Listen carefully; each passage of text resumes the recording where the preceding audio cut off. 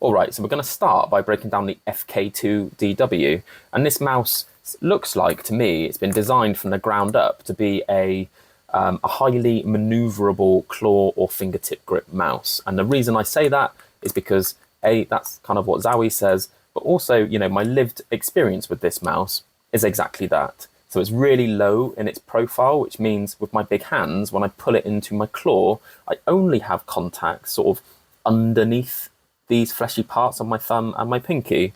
And it feels really easy for me to extend out of that pad because I have limited contact with the hump elsewhere. And if you look in the gaps here, you can see that there's literally no palm contact other than those fleshy parts that I've already mentioned. And I find that when I aim this way with the FK2-DW, I find it super reliable. I get a lot of stability because of that contact at the bottom, but I also get like a hybrid-y fingertip approach to my aim style because it's so easy to pull out and whip around.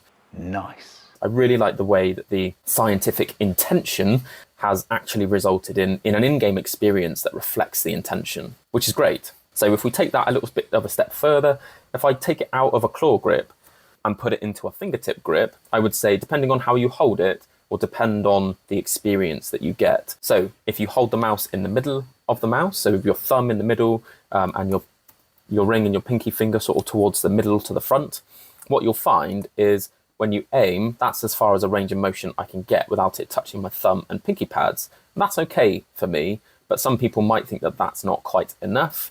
I find that when I'm gaming with this mouse and I want a fingertip grip, this is enough of a range of motion that I don't struggle. I don't sort of wish I had more. But if you wanted more, you could grip it further back on the hips rather than on the middle, but you also get increased range of motion. So that is a really fun way to aim with this mouse. I really enjoy it. And there's two really nice ways to hold it there. Finally, on this mouse, I find it to be super comfortable in claw because it's quite fat at the back, which means it does press out under your palm here, which is really comfortable. It just gives my hand something to rest on.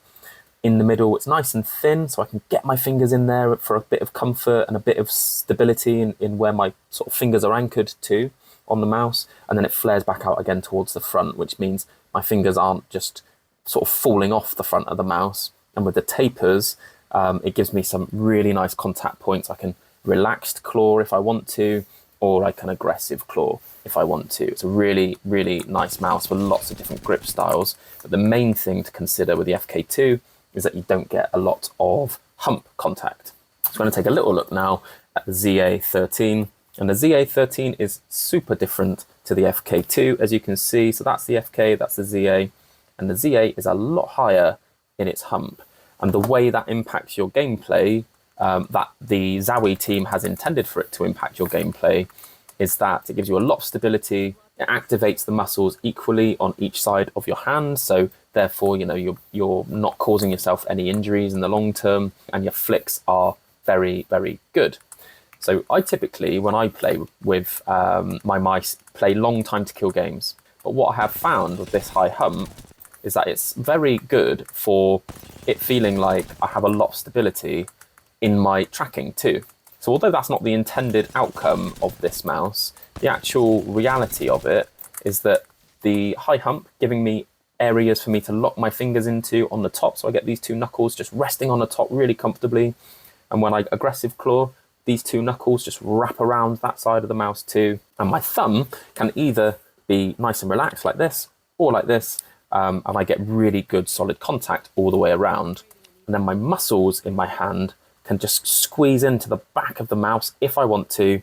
And then I get a super locked in, very controlled, very rewarding feeling and aiming experience. What I have found with this mouse is if I'm doing lots of micro adjustments, I find that the hump being so big in my inner palm is maybe a bit of an issue in that sense, because where it differs from the FK, if I wanted to move the mouse inside my grip, I could totally do that without it sort of getting stuck to my palm.